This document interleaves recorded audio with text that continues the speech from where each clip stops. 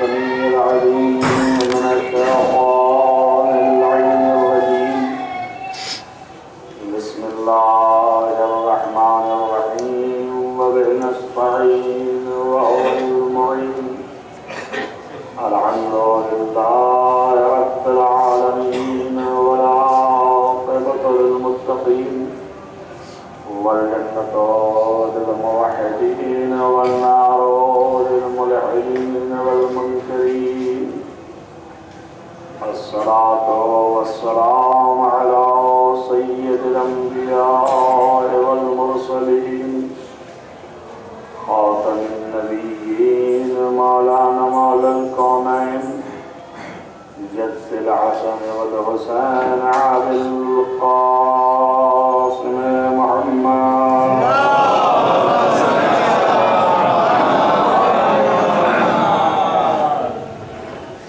ولا سيما على ابن عمه ووزيره ووصيه وخليفته مطلوب كل غالب غالب كل غالب مولانا علي بن ابي طالب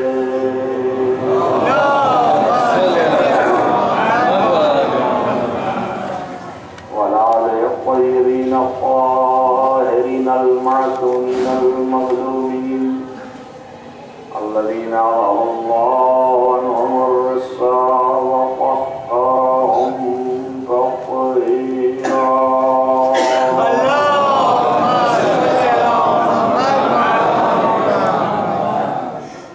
ولعنة الله على أعدائهم أجمعين من يومنا هذا إلى قيام يوم الدين.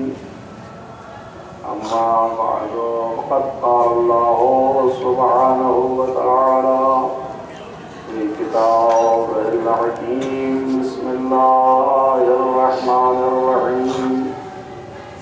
الله نور السماوات والأرض. صلوات محمد وعلى اللهم صل على محمد وآل محمد.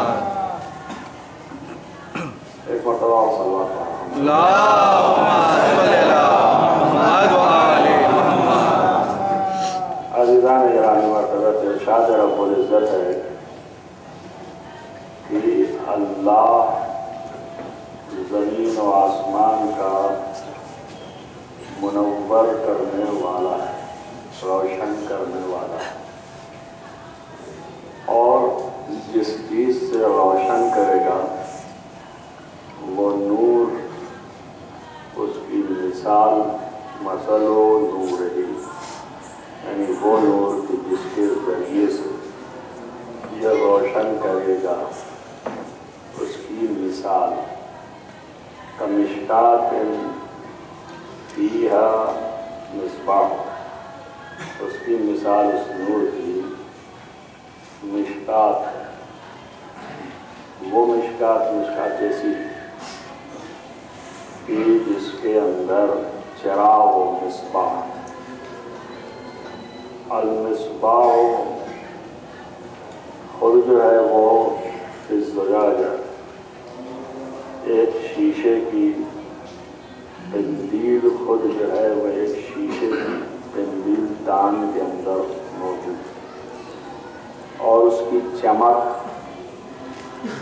الزجاجۃ کأنہا کوکب دری، اس کی چمک ایک ایسے ستارے کی طرح ہے جیسے ستارے دری، صاف اور شفاف. خود کے چمک جو ہے وہ ستارے کی طرح جو ہے، اور یہ چراغ روشن کہاں سے ہے تو بیان کرتا ہے کہ یوں کرو خود یہ روشنی دیتا ہے ایسے زیت سے کہ جو اس زیتون کے درخت سے، اور وہ زیتون کا درخت شجرۃ زیتونۃ مبارکۃ، مبارک بھی ہے، لا شرقیۃ ولا غربیۃ، شرقی نہیں ہے، غربی نہیں ہے، نہ مشرق کی طرف تنہا ہے کہ محدود ہو جائے، نہ ہی مغرب کی طرف تنہا ہے کہ محدود ہو جائے۔ اور پھر اس کے بعد کی کیفیت یہ ہے کہ ایک صلوات پڑھیں محمد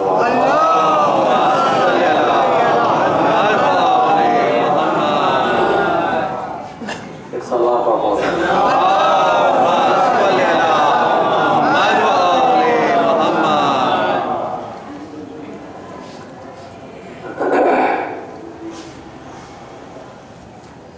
یہ جو روشن ہوتا ہے وہ تیل بھی بتایا کہ کون سا تیل ہے، زیتون کے درخت کا تیل، اس سے روشن ہو وہ چراغ، اور پھر اس چراغ کی روشنی اس طرح صاف ہو، شفاف ہو، کوكب دری کی طرح ہو، یہ ساری چیزیں مادی کی، یہاں تک سب مادہ بیان کرتا چلا گیا۔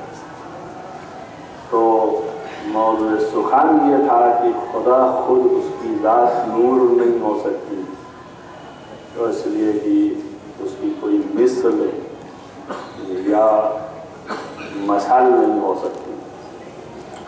لیس کمثلہ شیء اور فلا تضربوا للہ الامثال اور دیگر آیات 2 دن 3 دن کے درمیان آپ کے سامنے بعنوان استدلال لے آیا، اور یہاں تک لایا تھا کہ اللہ نے یہاں تک مادیات بیان کرنے کے بعد پھر یہ بھی کہہ دیا وَلَوْ لَمْ تَمْسَسْهُ نَارٌ، ولو کہ اس کو آگ نہیں چھوتی مگر وہ روشن ہو جاتا ہے، تو گرمی اس کے اندر نہیں ہے، نرمی ہے اس کے اندر، گرماہٹ نہیں،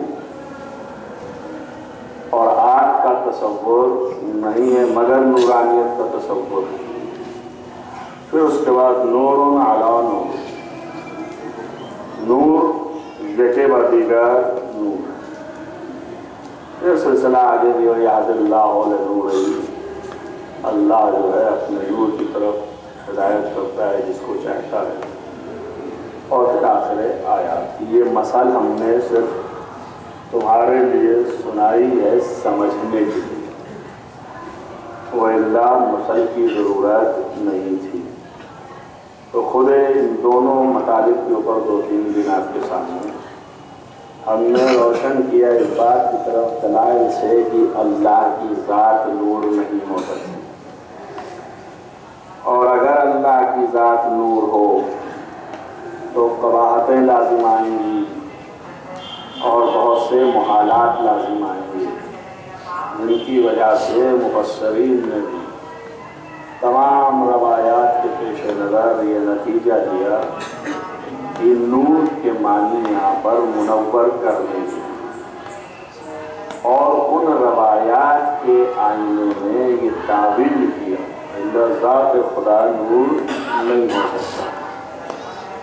اور نور کیوں کہا اللہ نے، تو یہ بھی قاعدے کے اعتبار سے فصاحت کے خلاف نہیں بلکہ عین فصاحت ہے کہ شدت بیان کرنے کے لیے کبھی اس میں فاعل جو ہے وہ مصدر کے معنی میں استعمال ہوتا ہے، لہذا ادبی اعتبار سے بھی کوئی کمی نہیں ہے اس میں۔ اس وجہ سے اللہ نے اپنے تمام تر تخلیقات میں پہلی خلقت جو اس نے انجام دی وہ نور ہے کہ جس کے ذریعے سے پوری کائنات کو روشن کیا اور مزین فرمایا اور منور کیا۔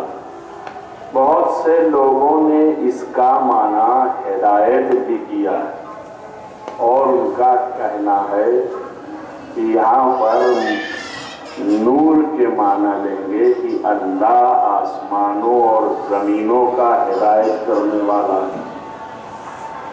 تو پوچھا بھائی کیوں؟ تو روایات بھی ہیں، کچھ روایات بھی پیش ہوئی، اور روایات بین الفریقین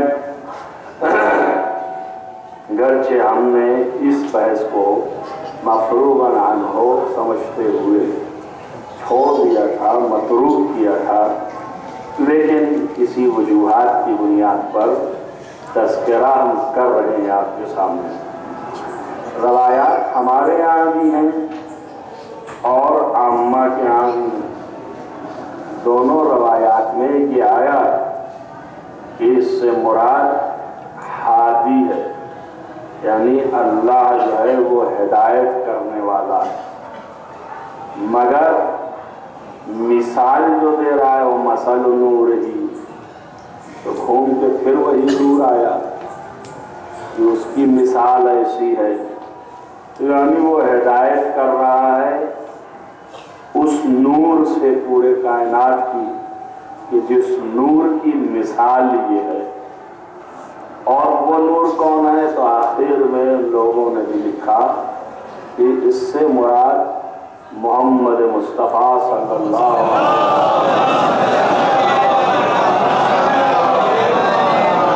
वसल्लम नूर अव्वल पैगम्बर खत्मी मर्तबत हैं और उन्हीं के ज़रिए से अल्लाह ने हिदायत की पूरी दुनिया की।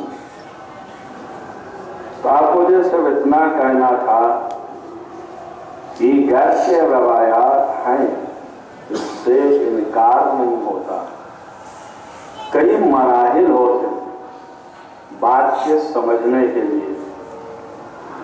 अगर तावील ही पर है बात, ऐसा नहीं है कि वो माने जो लफ्जी हैं वाकई, उसके तो मानी यही है कि अल्लाह नूर है, और नूर के जो लफ्जी माना है वो अल्लाह पे फिट नहीं हो रहे, ज़ाहिर होने के और मुज़हिर करने के।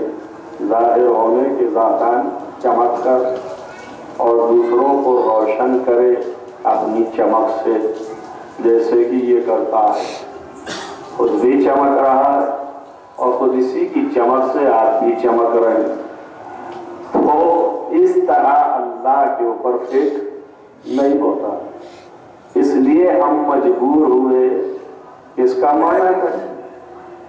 माना उन्हीं से पूछें कि जो खुद इसका नाजिल करने वाला है या जिन पर नाजिल हुआ, उनकी राह से अगर आप इसका माना करें तो सही मालूम हो। अब जब तावील करने पे आए तो दो हो गए। एक ये कि हिदायत मुराद है, यानी अल्लाह हादी है, और एक ये कि नूर से मुराद अल्लाह की ज़ात नहीं है, बल्कि वो मुनव्विर यानी नूर को उसके ज़रिए से कायनात को मुनव्वर करता है, रोशन करता है।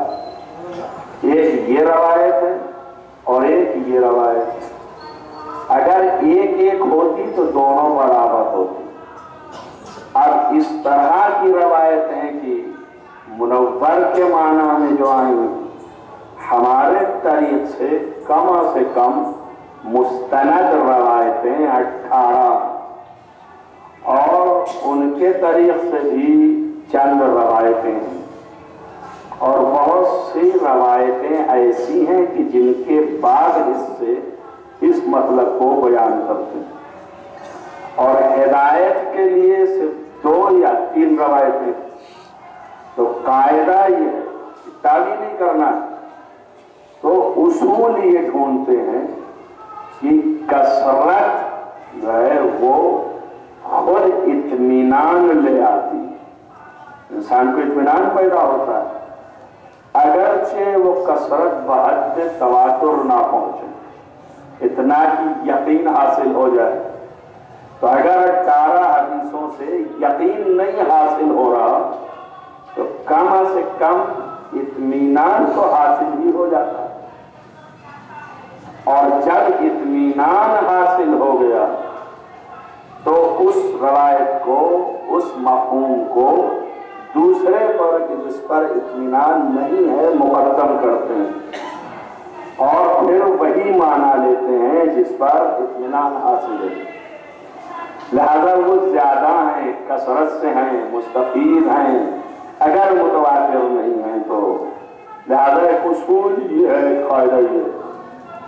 دوسرا اصول اور قاعدہ جو ہے وہ یہ ہے کہ خود کلام کے ظہور سے جو مفہوم نزدیک تر ہوتا ہے اور حقیقت سے قریب ہوتا ہے اسے اخذ کیا جاتا ہے۔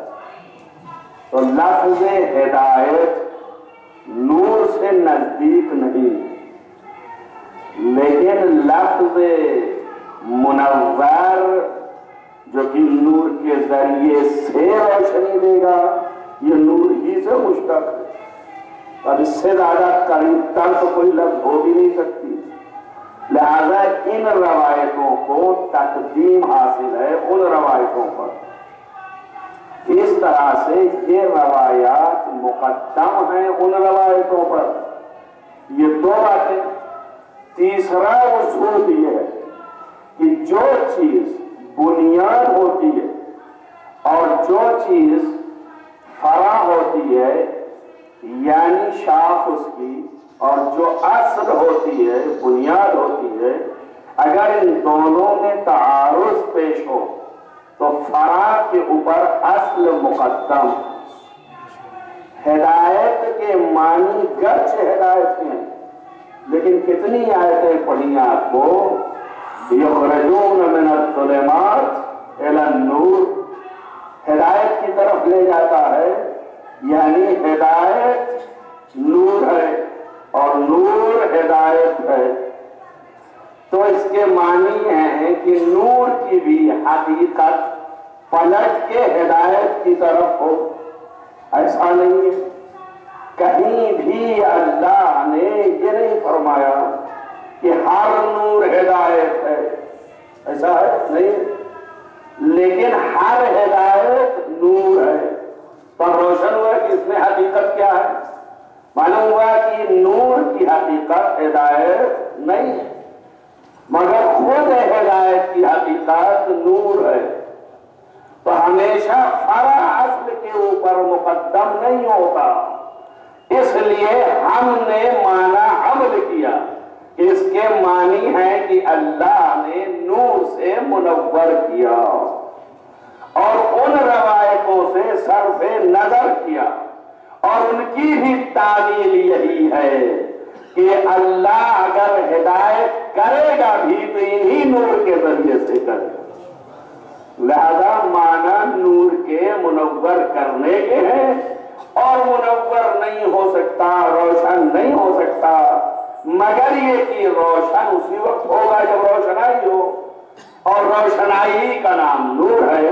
لہذا لازم ہے کہ ایک نور ہو کہ جس کے ذریعے سے وہ کائنات کو روشن کرے، تو اپنی قدرت کاملہ سے ایسا نور خلق کرے کہ جو پوری کائنات میں روشنی دے اور خود کا نور بھی کم نہ ہو۔ نور کم ہونے کا تصور نہیں ہے۔ صلوات پڑھیں محمد والا۔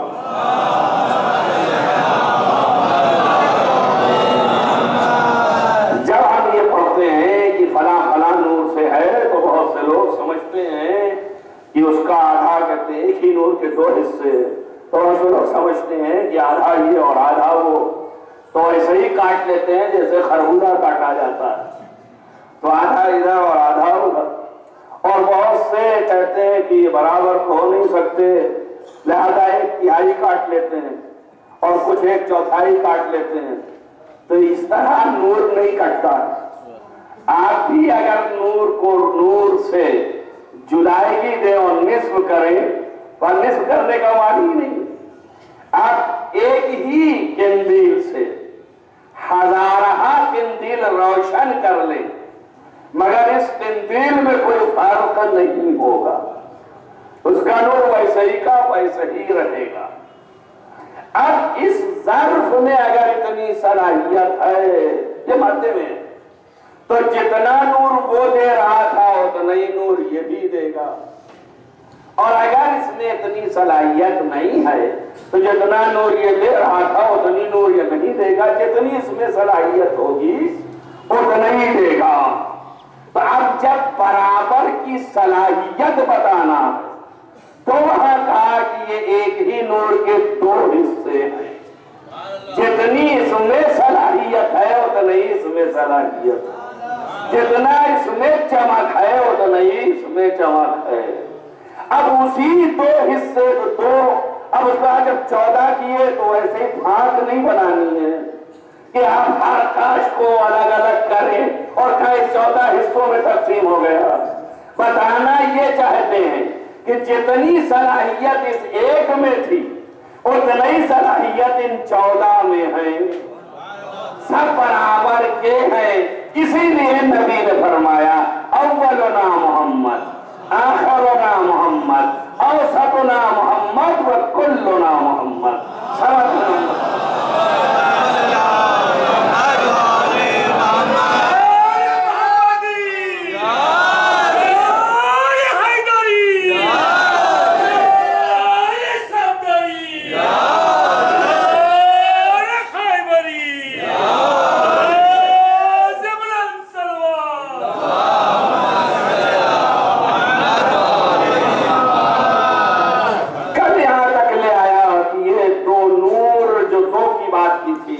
قرآن میں موجود ہیں اور دونوں کا تذکرہ قرآن نے کیا۔ ایک آیت پڑھ کے چھوڑ دی تھی اور اس کو پہلے دن بھی پڑھا تھا، مگر وہ ابتدا کی بات تھی، قد جاءکم من اللہ نور وکتاب مبین، اور عرض کیا آپ کے سامنے کہ ابتدائی آیت جو ہے وہ یا اہل الکتاب، اہل کتاب سے خطاب کہ دیکھو تمہارے پاس ہمارا رسول آ گیا اور بہت سی چیزیں جو تم چھپاتے تھے اسے یہ اب بیان کرے گا، اور بہت سی چیزیں جس سے تم نے چھپا رکھا ہے اس سے درگزر بھی کرے گا، زیادہ بھی بیان کرے گا، لیکن بعض چیزوں کو جو بہت اہم ہیں اور تم چھپا لیتے تھے اسے وہ یہ بیان کرے گا۔ اور کیوں بیان کرے گا؟ اس لیے کہ یہ رسول ہماری طرف سے بنا کے بھیجا گیا ہے۔ اور پھر فرمایا کہ قد جاءکم، تمہارے پاس ہم نے اس رسول کو نور بنا کے بھیجا، نور، اور اس کے ساتھ ہم نے کتاب بھی دی ہے۔ تبھی روشن ہے اہل کتاب کے بیان کے مطابق کہ اہل کتاب سے اللہ نے خطاب کیا، یہ نور رسول اللہ ہے۔ اور یہاں تک شاہد میں لا کے چھوڑا تھا کہ آج تک کوئی یہ معنی نہ نکال سکا کہ اس سے مراد کچھ اور ہے۔ اللہ نے جو کہا سیاق بھی وہی تھا، اور بعد میں بھی اللہ لے آیا تو سباق بھی وہی تھا۔ یہاں بھی بِاللَّهُ، اللہ تعالی ہدایت کرتا ہے اسی نور سے، اور ساتھ میں کتاب لگائے ہوئے تھا، زیادہ کوئی کہہ بھی نہیں سکتا تھا کہ یہ نور کتاب ہے۔ سب یہی کہہ رہے ہیں کہ یہ نور نور ختمی مرتبت ہے جس کو قرآن نے تذکرہ کیا، اور یہ آیت محکم ہے، متشابہ نہیں ہے۔ جیسے آئے نور پڑھی تھی آپ کے سامنے، اللہ نور السماوات والارض، وہ متشابہ تھی، لہذا تعبیر کی ضرورت ہو گئی، دو تین معنی نکل رہے تھے، اور اس میں کئی معنی نہیں نکل رہے ہیں، یہ ایک ہی ہے اور ذات ختمی مرتبت مراد، سب نے اتفاق کر لیا تو آیت محکم ہو گئی۔ اور ہمیشہ امام نے فرمایا ہے، اس نے بھی کہا تھا کہ محکم سے عمل بھی کیا جاتا ہے اور یقین بھی پیدا کیا جاتا ہے، اسی محکم سے عقیدہ بنتا ہے، متشابہ سے عقیدہ نہیں بناتے، ورنہ عقیدہ متشابہ رہتا ہے، دل میں وہ بات جمتی نہیں، کبھی ادھر بھاگتا ہے اور کبھی ادھر بھاگتا ہے۔ بس رسول کا نور جو ہے محکم ہے، اور قرآن کہہ رہا ہے کہ یہ نور ہے، یہ ایک نور ہے۔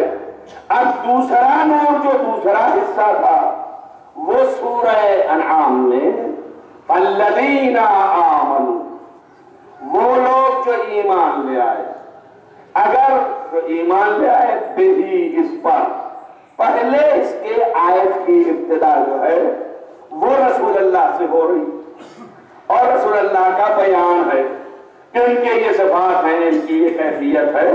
آخر میں آیت فالذین آمنوا بہی، یعنی جو رسول اللہ پر ایمان لے آئے، وَعَزَّرُوهُ، اور جنہوں نے ان کی تعظیم کی، وَانْصُرُوهُ، اور جنہوں نے ان کی نصرت کی، مدد کی، اور پھر وَاتَّبَعُوا نُورَ الَّذِي أُنزِلَ مَعَهُ، اور پھر جو ان کے ساتھ نور نازل ہوا اس کی پیروی کی، تو یہی لوگ سچے ہیں، یہی لوگ فلاح پانے والے، اولئک هم المفلحون، یہی حق ہے، یہی سچ ہے، جو حق ہے سچ ہے تبھی فلاح پائیں گے، لہذا یہی اصل ہے۔ اب سوال یہ ہے کہ ہم نے کہا نور جو نازل ہوا، لفظ نزول میں معنی کو کھینچا اور نے کہا نازل ہونے کی بات ہو رہی ہے، اور نزول جو ہے قرآن کو ہوا تھا، تو اللہ نے قرآن کے لیے کہا ہے کہ جو قرآن کی پیروی کرتا ہے، لہذا یہ نور سے مراد قرآن ہے۔ ہم نے کہا ہمیں تشویش یہ ہے کہ لفظ انسان جو آیا نازل ہونے کی وجہ سے آپ قرآن کی طرف کھینچ رہے ہیں، اور قرآن لفظ ہے، قرآن ظاہر و لفظی ہے نا، اور لفظ کی پیروی نہیں کی جاتی، لفظ کی اطاعت کی جاتی ہے، تو قرآن لفظ ہے اور لفظ کی پیروی نہیں ہے، اطاعت ہے۔ پیروی وہاں ہے جہاں قدم ہو، اسی لیے فرمایا قل ان کنتم تحبون اللہ فاتبعونی، اگر تم اللہ کی سے محبت رکھتے ہو تو پھر ان سے کہو کہ یہ میری پیروی کریں۔ پیروی پیر سے ہے نا، یعنی نقش قدم پر چلے، تو اگر نور سے مراد قرآن ہے تو اس کا قدم دکھاؤ مجھے کیا ہے، تاکہ اسی قدم پر میں قدم رکھوں، اور نہیں جس کا قدم نور ہے اس پر رکھتے چلے جاؤ۔ تو مانو کہ یہ نور ایسا ہے جو چلتا پھرتا نظر آتا ہے، اور محمد مصطفیٰ نہیں ہے، یہ اس کے ساتھ نازل کیا گیا ہے۔ تو اس کے معنی یہ ہے کہ جب سے محمد ہے تب سے یہ ساتھ ہے۔ چلو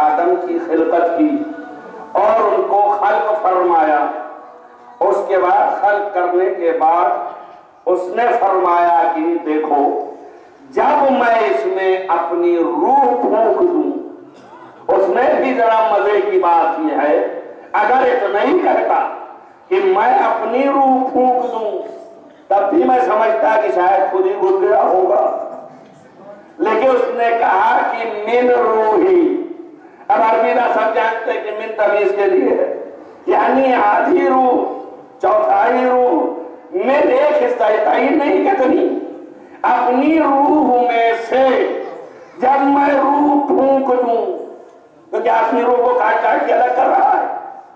اور روح ایسی چیز ہے نہیں کہ وہ کاٹ کاٹ کے الگ کرے. اگر ایک جگہ سے کٹی تو ہمیشہ کے لیے کٹ جاتی. تو اب یہ کیا معنی ہے کہ میں اپنی روح میں سے پھونکوں؟ تو اس کے معنی کچھ سمجھ میں آ رہا ہے کہ اس کی روح ہو سکتی ہے. تو بس معلوم یہ ہے کہ نسبت یعنی میری خلق کی ہوئی روح جو ہے اس نے کا کچھ حصہ جو ہے، بہت سی روحیں خلق کی ہیں میں نے، ہر قسم کی روحیں خلق کی ہیں میں نے. میرا کام سے واضح کرنا ہے، پھیلانا ہے کہ آپ سمجھیں کیا مطلب ہے. یعنی ہم نے بہت سی روحیں پیدا کی ہیں، ان میں سے ایک خاص روح جو ہے، ان میں سے ایک روح جو ہم نے پیدا کیا ہے اور خاص پیدا کیا ہے. پیدا تو آپ کی بھی روح کیا ہے، ہماری بھی روح کیا ہے، ان کی بھی روح کیا ہے، ان کی بھی روح پیدا کی، ان کی بھی پیدا کی، مگر وہ منظور نہیں ہے. وہ تو سب کو دے ہی رہے ہیں. اگر وہی ہے تو اس روح میں فرق کیا ہے؟ نسبت دینے کی ضرورت نہیں. مگر کوئی خاص نور کی خاص روح کی بات ہو رہی ہے کہ یہ خاص روح جو میں نے پیدا کیا ہے، جب اسے میں اس میں ڈال دوں تو پھر تم لوگ سب چھپ جانا اس کے سجدے میں. تو ایک بات یہ بھی سمجھ میں آئی کہ جب خصوصیت رکھتی ہے کوئی چیز تب وہ اپنی طرف نسبت دیتا ہے، اور جب تک عمومیت ہے نسبت اپنی طرف نہیں دیتا. تو اس کا یہ مطلب نہیں کہ عام چیزوں کا خالق نہیں ہے، عام کا بھی خالق ہے، مگر خاص ہونے کی بنیاد پر اس کو نسبت دیتا ہے. اور پھر خصوصیت کیا ہے؟ تم سمجھ لینا حکم سے کبھی علت سے معلول سمجھ میں آتا ہے اور کبھی معلول سے علت سمجھ میں آتی ہے. جب اس نے حکم دیا سجدے میں چلے جانا تو سجدے کی عظمت سے سمجھ لینا روح کی عظمت کو. اگر ہمیں روح کی عظمت بتانا الگ سے ہوتا تو اس کی علت بتاتے. علت سجدہ کیا ہے؟ خصوصیت روح، اور خصوصیت روح کیا ہے؟ سجدے کی وجہ سے. بس آپ معلوم سے علت تک جائیں. کبھی ایسے دیکھنا پڑتا ہے، ہوتا ہے اللہ کیا بھی ہے، اللہ کو پہچانے کیسے؟ ہمارے پاس سوال آیا کہ جب آپ نے کہہ دیا نور ہی نہیں ہے تب ہم کیسے جانے؟ ہم نے کہا ماں فوق نور ہے، ماں برائے نور ہے. اتنا محدود کیوں کر رہے ہو؟ اور آگے بڑھنے کی کوشش کرو. ان کا ہم سمجھے کیسے، پہچانے کیسے؟ آپ نے یہ بھی فرمایا کہ ادراک نہیں کر سکتے اللہ کا، اور جب ہم سمجھ ہی نہیں سکتے تو پھر معرفت کیسے حاصل کریں؟ تو ہم نے کہا آخری جملہ بھول گئے آپ، یہ بھی فرمایا کہ یہ اعتراف کر لینا کہ ہم سمجھ نہیں سکتے یہ خود معرفت خدا ہے. اسے تو بھول گئے آپ. یہی اسی لیے تو معصومین نے فرمایا ہے کہ حقائق تم درک نہیں کر سکتے، پہنچ نہیں سکتے، اور جیسا یہ ترک کر لیا وہ خدا نہیں ہو سکتا، محدود نہیں ہے. لہذا آپ ایک اپنے عجز کا اقرار کیجیے کہ میں یہ کام مجھ سے ہو نہیں سکتا، میں عاجز ہوں اس کو پہچاننے سے، میں اس تک پہنچ نہیں سکتا. تو بس اب کیسے سمجھے، کیسے پہچانے؟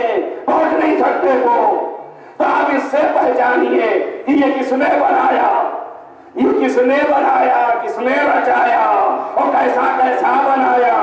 کہ ایک ایک ذرے پہ آج تک لگے ہوئے ہیں، صدیاں گزر رہی ہیں اور ذرے پر ریسرچ جاری ہے، ابھی تک حل نہیں ہوا. تو بس معلوم یہ ہوتا ہے کہ یہ بننے والی چیز جو کہ ایسی ہے کہ جس کے حدود کو ہم ابھی طے نہ کر پائے اپنی عقل سے، تو اس لامحدود کہ جس نے اس کو خلق کیا ہے، آپ یہ کیسے پتا؟ کہ یہی عاجزی نے بتایا. اگر ہم خلق کیے ہوتے تو ہمیں اندازہ ہوتا کہ ہمارا بنایا ہوا ہے. اور اپنے سے آنے والی چیز اتنی مرتب ہوتی نہیں ہے جس کے اندر اتنے طریقے کے استحکام پائے جائیں کہ جس سے عقلیں گم ہو جائیں. آپ یہ سمجھیے کسی ایک چیز کی بات ہے، ہر چیز میں جتنا ہی چھان-بین کرتے جائیے عقل محض حیرت ہے کہ اسے کیسے اللہ نے بنایا ہے، اور اسی کے ذریعے سے کہیں عقل جا کے ٹھہرے گی کہ کوئی اتنا بڑا حکیم ہے کہ جس نے پوری کائنات کو بنایا ہے اور ایسا بنایا کہ ہماری عقلیں درک نہیں کر پا رہی ہیں، تو آپ کیسے سمجھے؟ بیت نہیں سمجھنے کا نام معرفت ہے، مگر اللہ کو پایا نہیں آپ نے، پکڑ نہیں پایا آپ نے، ڈھونڈ نہیں پایا آپ نے۔ آپ سوچیں ایک ذرے کی بات ہو رہی ہے، اور اگر غلط کہہ رہا ہوں تو آپ خود پوچھیں جا کے سائنسدانوں سے کہ عمریں گزر گئی، صدیاں گزر گئی، سائنسدان گزر گئے، ان کی عقلیں تمام ہو گئی، ابھی ذرہ ختم نہیں ہوا، ابھی تک تحقیق جاری ہے نہیں جاری، ابھی بھی چل رہا ہے کہ نہیں چل رہا؟ ذرہ توجہ کر رہا ہے وہاں پر، جب ذرے کے اندر اتنی کیفیت ہے کہ آج تک کے سائنسدانوں کی عقلیں محل حیرت اور تمام نہیں ہوئی تحقیق، پورا علم اس کی حقیقت کا حاصل نہیں ہوا، ذرے کی حقیقت کا علم ابھی تک حاصل نہیں ہوا، تو میں پوچھتا ہوں جس سے یہ ذرہ بنایا گیا ہے، جس سے یہ ذرہ بنایا گیا ہے، آیا اس کی حقیقت کو ہم درک کر سکتے ہیں؟ سوال کریں، کیا ہم درک کر سکتے ہیں؟ جس سے یہ ذرہ بنایا گیا، کس سے بنایا گیا؟ خالق کوئی اور ہے، ابھی اس کی بات ہی نہیں ہوئی، جس نے بنایا وہاں تک پہنچنا بہت مشکل ہے، جس سے بنایا گیا، کہ اسی نور کو میں نے خلق کیا ہے جس سے سارے ذرات بنائے گئے، تو جب ایک ذرہ کو حقیقت تک نہیں پہنچ سکتے تو مصدر ذرہ کی حقیقت کو نہیں لا سکتے، اسی لیے ہم کہتے ہیں نہ خدا کی ذات کو پہچان سکتے ہو، نہ محمد و آل محمد کی حقیقت کو جان سکتے ہو۔ سلام و محمد و آل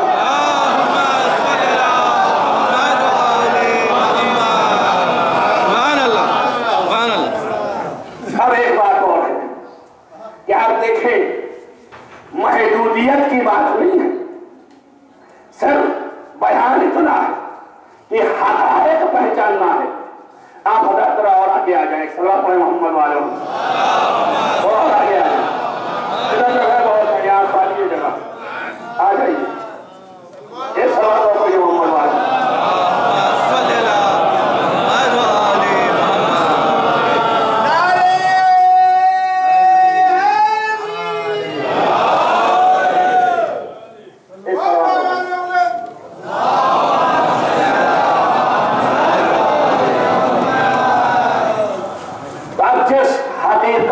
ذریعے سے کائنات کو خلق کر رہا ہے، اس کی حقیقت نور ہے، اسی نور کے ذریعے سے کائنات کو منور کر رہا ہے۔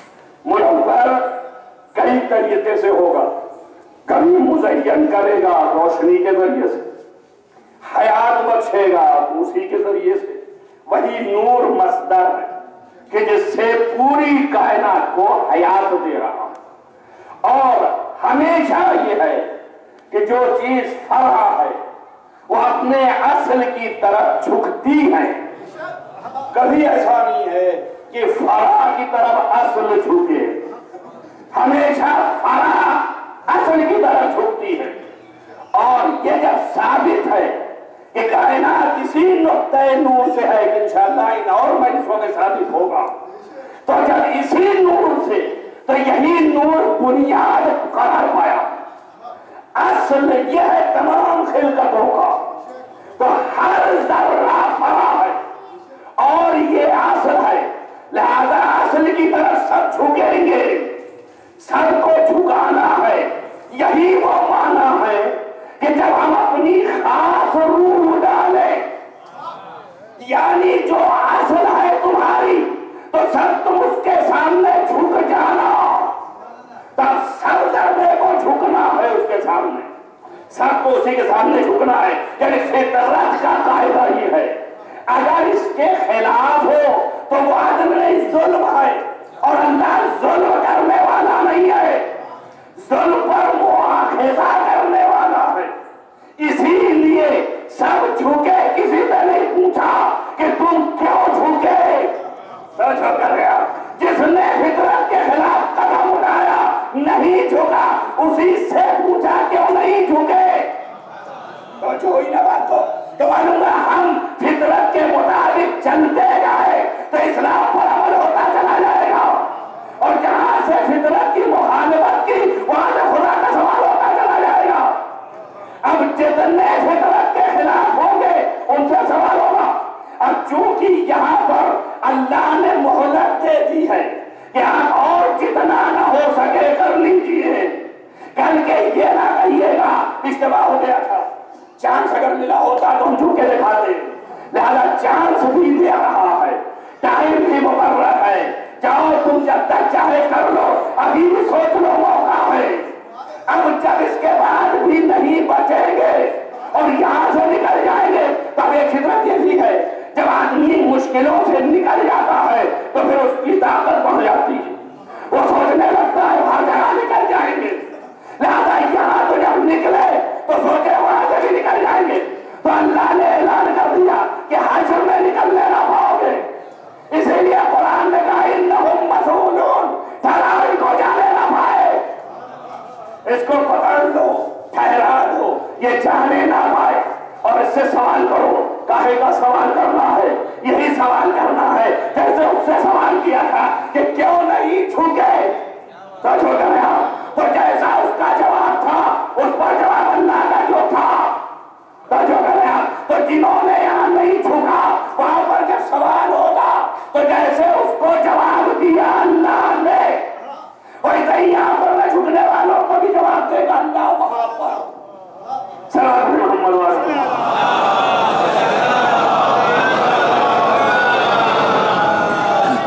لہذا ہر اصل ہر فرع اپنی اصل کے سامنے جھکے، اعتراف کرے، اپنی بنیاد کو پہچانے، اس کی طرف رجوع ہو، اس کو جانے، اس کا اعتراف کرے، اقرار کرے۔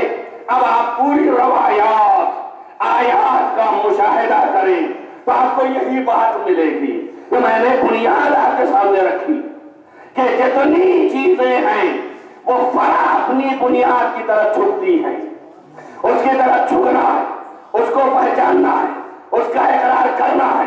اب آپ قرآن پڑھیے، دیکھیے میں نہیں جھکا رہا ہوں، اللہ جھکا رہا ہے۔ اب مزے کی بات یہ ہے کہ کہاں کہاں کس کو جھکا رہا ہے اور کیسے جھکا رہا بھی نہیں جانے، کیوں جھکا رہا ہے یہ بھی آپ سمجھ گئے۔ اصل و فرع کی بات ہے، جہاں پر تمیز نہ ہو پائے گی وہاں یہ ان کے سامنے جھکیں گے، یہ ان کے سامنے جھکیں گے، تو ان میں مشکل تو کوئی بات نہیں ہے۔ لیکن دیکھیں قرآن مجید پڑھا سورہ آل عمران 80 اور 81 آیت میں کہتا ہے کہ دیکھو اذ اخذنا ہم اذ اخذ اللہ میثاق النبیین، اللہ نے جب نبیوں سے میثاق و عہد لیا، کس کا عہد لیا؟ اس نبی کا عہد لیا جس کے لیے کہا کہ ان قریب ایک رسول آنے والا کہ جس کے ہاتھ میں کتاب ہوگی اور گزشتہ کتابوں کی تائید کر رہا ہوگا، اور پھر اس کے بعد کہا لَتُؤْمِنَنَّ بِهِ، تم سب کو چاہیے کہ اس پر ایمان لے آؤ، سارے انبیاء سے کہہ رہا، اور پھر تم سب پر فرض ہے کہ لَتُنْصَرَنَّهُ، اس کی نصرت بھی کرو۔ کیا تم لوگ اقرار کر رہے ہو اس بات کا اور میرا یہ بوجھ جو عہد لے رہا اٹھا رہے ہو؟ قالو، سب نے کہا کہ اقررنا، ہم اقرار کرتے ہیں، اور بعد اللہ نے کہا گواہ ہو جاؤ آپس میں ایک دوسرے کے، فاشہدو، تم سب گواہ ہو جاؤ، اور ہم بھی تمہارے ساتھ گواہ ہیں کہ تم نے اقرار کر لیا۔ اور اس کے بعد کبھی جملہ ہے کہ فمن تولى بعد ذلك، اس کے بعد اگر کوئی پھر گیا اس اقرار کے بعد اولئک هم الفاسقون، تو وہ فاسق ہوگا۔ توجہ ہوئی نا؟ اب تمام تاریخیں اٹھائیں، خود قرآن بھی بتا رہا ہے، تمام روایات و آیات دیکھیں، خود قرآن ہی کہہ رہا ہے کہ ایسا نبی آنے والا ہے، اس کا تم اقرار کرو، اس پر ایمان لے آؤ، اس کی نصرت کرو گے۔ یہ بات کو اللہ کہہ رہا نہیں کہہ رہا، کون نبی ہے جو سارے نبیوں کے بعد آنے والا ہے، سب سے پہلے حل کیا گیا، سب کے بعد بھیجا جا رہا، یہ نبی ایسا ہے، اور سب سے اقرار لیا جا رہا ہے کہ تم سب اقرار کرو، اس پر ایمان رکھنا، اس کی نصرت کرنا، اور اگر اس کے بعد پھر گئے تو فاسق بھی ہو جاؤگے۔ سب نے اقرار کر لیا، تب کوئی نبی تو ایسا نہیں ہے جو پھرے گا، اس لیے کہ نبی ہے بہرحال معصوم ہے، عصمت سن ہو جائے فاسق ہو جائے گا۔ عام مومن جو ہے ایمان سے ہٹ جاتا ہے تو نبی تو عصمت ہی سے ختم ہو جائے۔ سارے نبیوں نے قرار نبیوں سے لیا گیا۔ اب اس کی اور جو تفسیر اور جو باتیں ہمارے پاس ہیں وہ ہم چھوڑتے ہیں کسی اور کے لیے۔ شاہد میں لایا ہوں صرف کہ اس آیت نے بتایا کہ نبی کا اقرار خلقت سے پہلے تمام انبیاء سے لیا گیا ہے نا۔ کیوں لیا گیا اقرار؟ اللہ نبی بنا کے بھیج دیتا، آدم تم جاؤ، نوح تم جاؤ، ابراہیم تم جاؤ، موسیٰ تم جاؤ، عیسیٰ تم جاؤ، مگر یہ نہ کہتا اقرار کرو ان کا۔ بات اصل اتنی تھی کہ یہ بنیاد و اصل ہے، اصل کو پہچانوا بھی دیا، ان کی معرفت کا اقرار بھی لے لیا، تو اصل کا اقرار لینا چاہیے، اس کی طرف رجوع ہونا چاہیے، اس کو پہچاننا چاہیے، اس کو ماننا چاہیے، اور اگر اسے نہیں مانا تو جو کرے آپ، یہ ہم سے نہیں خطاب، آپ سے نہیں خطاب، انہی انبیاء سے ہے کہ اس کے بعد فاسق ہو جاؤ گے۔ اب سوچے آپ جو نہ مانے ان کو وہ فاسق ہو جائے گا نبیوں میں، سوچ رہے نا۔ اب اس سے زیادہ میں کیا باتیں کروں، بولوں تو زبان پکڑ لیں گے آپ۔ انبیاء میں اگر نہ مانے اس کو تو نبی فاسق ہو جائے تو مومن تو بدل گیا ہو جائے گا فاسق۔ اگر کوئی مومن کہے کہ ہم کو شک ہو رہا ہے ان کی نبوت میں، تبھی کیا اس کا ایمان باقی رہ جائے گا؟ آپ نے آتی ہے کھول دے کے سوال پڑھنا پڑا۔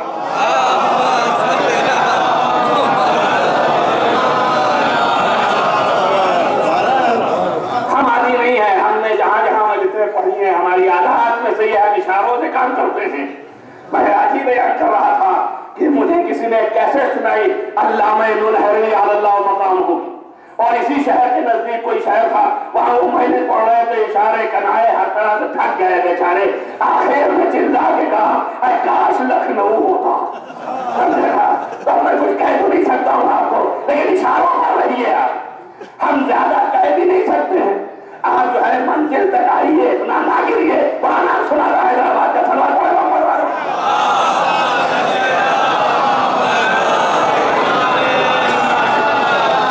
اور ذہن کو مربوط رکھیے، میں صرف یہ چاہتا ہوں کہ آپ استدلال پر رہیں، اور استدلال میں بھی ایسا نہ ہو جائے کہ ہمارے جانے کے بعد کہے وہ عقلی تھا، قیاسی تھا، یہ تھا، وہ تھا۔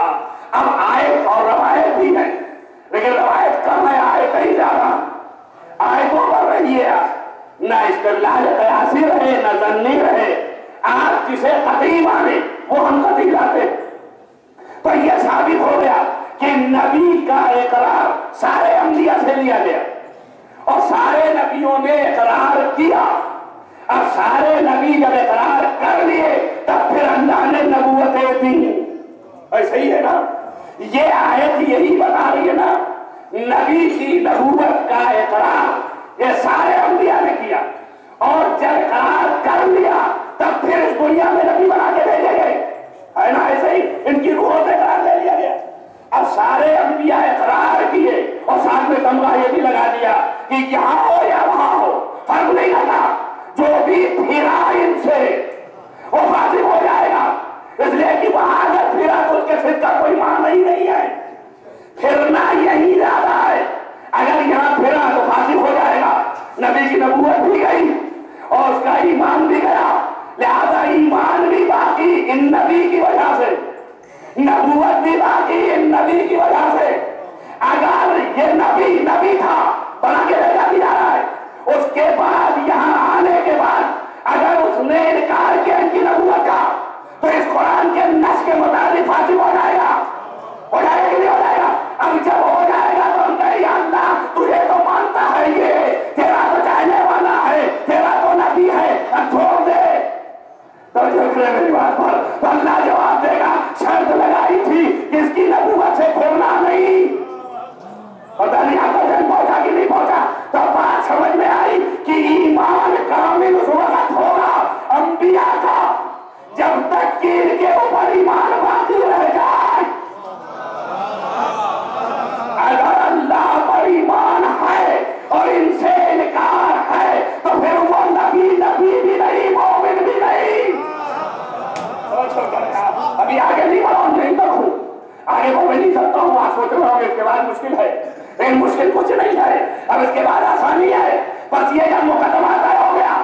کہ نبی نبی نہیں رہ سکتا اور اس کا ایمان بھی نہیں رہ سکتا اگر ان کی نبوت کا اقرار کیا ہے اور اس اقرار سے پھر جائے یہاں تو فاسق ہے. جب نبی نبی نہیں رہ سکتا تو مسلمان اسلام لانے کے بعد نبی ماننے کے بعد خدا ماننے کے بعد اب نبی کو یہ قابل احترام نہیں ہے.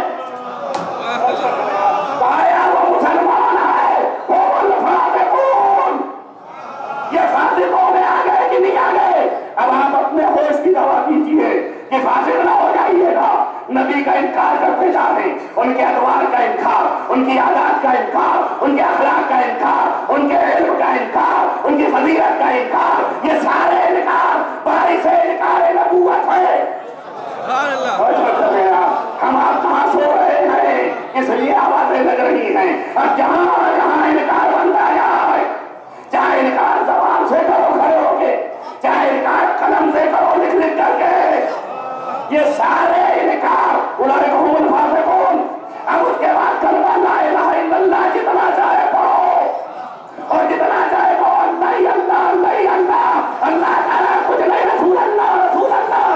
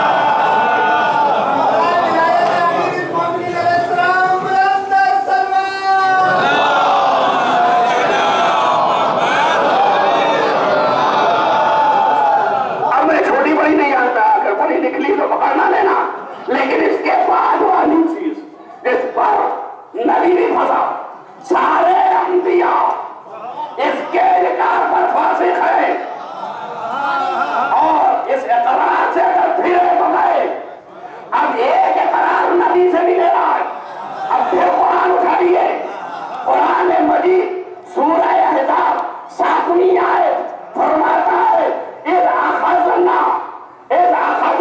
میثاقهم من النبیین، ہم نے نبیوں سے جب ان کے میثاق لیے، ان سے عہد لیا، ان سے اقرار لیا، ومن کا، اور آپ سے بھی ہم نے لیا تھا، یاد ہوگا؟ اب یہ ملکہ کدھر لے جاؤ گے؟ ہم کئی خطاب میں اہل بیت کو لے جاتے ہیں، تبلیغ جاتے ہو، رسول اللہ آنا ہے، اب یہاں جس کو ہم لے جائیں کس سے کہہ رہا ہے اللہ کا، جس کے اوپر نازل ہو رہا ہے، خطاب کس سے کر رہا ہے؟ اسی سے کہہ رہا ہے نبیوں سے ہم نے میثاق لیا، ومن کا، اور تم سے بھی عہد لیا، یاد ہوگا؟ ومن نوح وابراہیم واسماعیل وموسیٰ وعیسیٰ ابن مریم۔ توجہ کریں، عجیب ہے، ابراہیم کے باپ کا نام نہیں آیا، ماں کا بھی نام نہیں آیا، نوح کے ماں کا نام نہیں آیا، موسیٰ کے نام کا ماں کا نام نہیں آیا، جب عیسیٰ کا نام لیا تو مریم کو لے آیا، کہ عیسیٰ ابن مریم، ان سب سے ہم نے عہد لیا ہے۔ توجہ کریں آپ، خالق ہے، پھر پڑھتا ہوں، آپ پھر آل عمران میں جائیں، وہاں کہتا ہے اذا اخذ اللہ میثاق النبیین، ایک ہی دفعہ کہا ہے اللہ نے میثاق لیا، عہد لیا، دوسری دفعہ نہیں کہا۔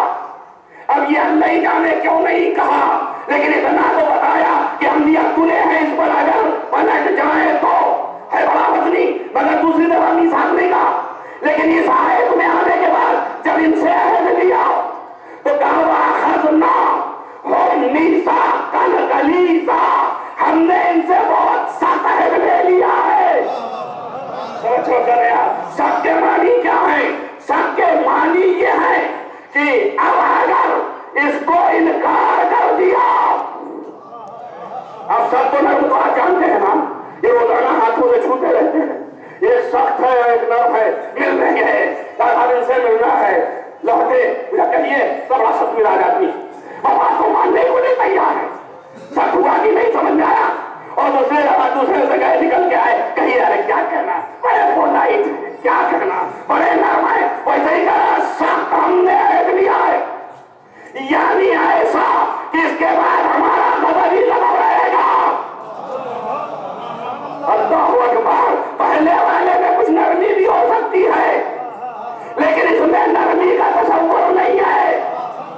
میری بات کو اگر ضائع نہ ہونے دو، میثاقاً غلیظا، ایسا عہد لیا ہے جو بڑا سخت ہے۔ تو اب کیا سختی ہے؟ یعنی اتنا سخت ہے کہ کسی ایک کی نہ بھی سنے گا۔ توجہ کریں، اس لیے کہ جب آدمی بڑا سخت ہوتا ہے تو اس کے سننے کے لیے کوئی نہ کوئی نرم گوشہ ڈھونڈنا پڑتا ہے، اور نرم گوشہ کیا؟ ان کا سفارشیں لگاؤ، یا کس سے لگوائیں، کہ ان کے اپروچز زیادہ ہیں، ان کے پاس جاؤ۔ تو ابھی یہ محمد ایسا ہے کہ اگر ان لوگوں میں کچھ کمیاں ہوں تو پھر بھی یہ سفارش والا ہے، تو سب دوڑیں گے کہ سرکار غلطی ہو گئی، معافی یہاں سے چاہتے سفارش لگائیے، لیکن جب یہ خود بھی ویسے ہی ہو گیا تو کوئی سفارش کرنے والا بھی نہیں ہے، تو میں سخت ہو گیا، اب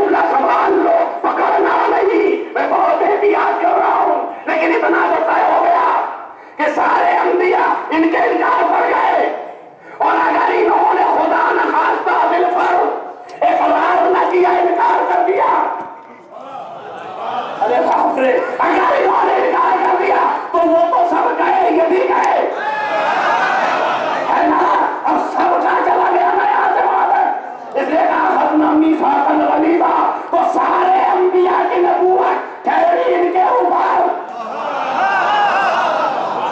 اور ان کی نبوت ٹھہری ان کے اوپر۔